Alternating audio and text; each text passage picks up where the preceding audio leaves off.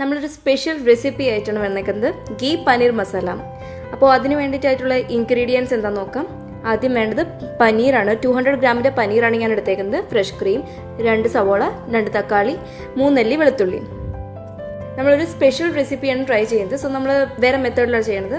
കുക്കറിൽ സവോള, തക്കാളി, കൊല്ലൻ മുളക്, നമ്മുടെ നാട്ടിൽ കൊല്ലമുളക് എന്നാണ് പറയുന്നത്, നിങ്ങളുടെ നാട്ടിൽ എന്താ പറയണതെന്ന് എനിക്കറിയില്ല, പിന്നെ 3 അല്ലി വെളുത്തുള്ളി, ഇതെല്ലാം നമ്മൾ കുക്കറിൽ ഇടുവാണ്. അത് കഴിഞ്ഞ് നമ്മൾ ഗരം മസാല, പൊടികളായിട്ടുള്ള ഗരം മസാലയുടെ അളവ് കൂടുതലായിട്ടുള്ളവർക്ക് കൂടുതലായി ചേർക്കാം. എനിക്കിപ്പോൾ ഇത്രയും ആവശ്യമുള്ളത് തന്നെ ഞാൻ ഇത്രയും ചേർത്തിട്ടുള്ളൂ. പിന്നെ നമുക്ക് കുറച്ച് കളറിന് വേണ്ടിയിട്ട് നമ്മൾ കുറച്ച് മഞ്ഞൾപ്പൊടി ആഡ് ചെയ്യാണ്. പിന്നെ എരിവിനായിട്ട് നമ്മുടെ പാകത്തിന് എരിവ് ചേർക്കുക. കുറച്ച് ഉപ്പ്, 1 ഗ്ലാസ് വെള്ളം, പാകത്തിന് വെള്ളം. പിന്നെ 1 വിസിൽ കഴിഞ്ഞിട്ട് നമുക്ക് ഇത് തണുത്തതിന് ശേഷം മിക്സിയിലിട്ട് ഒന്ന് അരച്ചെടുക്കാം.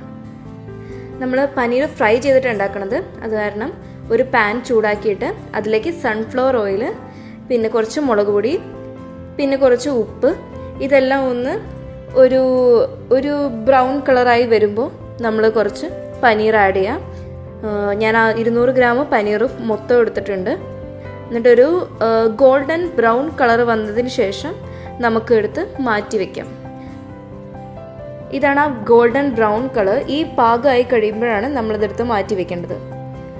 പിന്നെ നമ്മളൊരു പാൻ ചൂടാക്കിയിട്ട് അതിലേക്ക് കുറച്ച് നെയ്യ് ഒഴിക്കാം. നെയ്യിൻ്റെ ടേസ്റ്റ് അല്പം മുന്നേക്ക് നിൽക്കണം, എന്നാലേ ഇതിന് ഉദ്ദേശിച്ച ആ ഒരു ടേസ്റ്റ് കിട്ടുള്ളൂ. കുറച്ച് കാഷ്നട്ട് ഇട്ട് കൊടുക്കാം, കുരുമുളക്, പിന്നെ സ്പൈസസ് ആയിട്ടുള്ള ജീരകം, ഗ്രാമ്പൂ, അതെല്ലാം ചേർത്ത് കൊടുക്കാം. പിന്നെ ബേ ലീവ്സ്, ഇതെല്ലാം ചേർത്ത് നമ്മളൊന്ന് മിക്സ് ചെയ്യാം.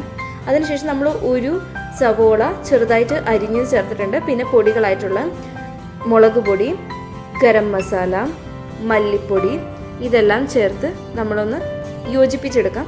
ഇതെല്ലാം നമ്മൾ തീ സിമ്മിൽ വെച്ചിട്ട് വേണം ചെയ്യാനായിട്ട്. അതിനുശേഷം നമ്മൾ തക്കാളി ആഡ് ചെയ്യാം. തക്കാളി ഒന്ന് വാടി വന്നതിന് ശേഷം നമുക്ക് നേരത്തെ അരച്ചു വെച്ച മിക്സ് നമുക്ക് ആഡ് ചെയ്യാവുന്നതാണ്. വാടി വന്നിട്ടുണ്ട്, നമുക്കിനി മിക്സ് അതിലേക്ക് ചേർത്ത് കൊടുക്കാം.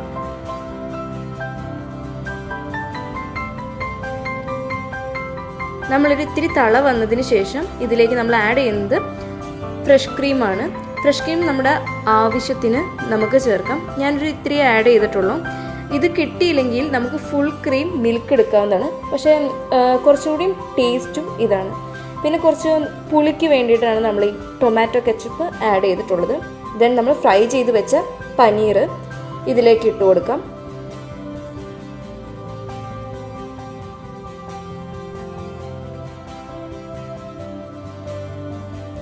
പിന്നെ നമ്മൾ മല്ലി ചെപ്പ് നമ്മൾ ആഡ് ചെയ്തിട്ടുണ്ട്. മല്ലിയിലയുടെ ഒരു ടേസ്റ്റ് ഇതിന് ഭയങ്കരമായിട്ട് ഒരു ടേസ്റ്റ് കൊടുക്കുന്നതാണ്. അപ്പോൾ നമ്മൾ അതിലൊട്ടും പിശുക്ക് കാണിക്കേണ്ട, നമ്മൾ മല്ലിയില നല്ലോണം ആഡ് ചെയ്യുക. Okay, thank you.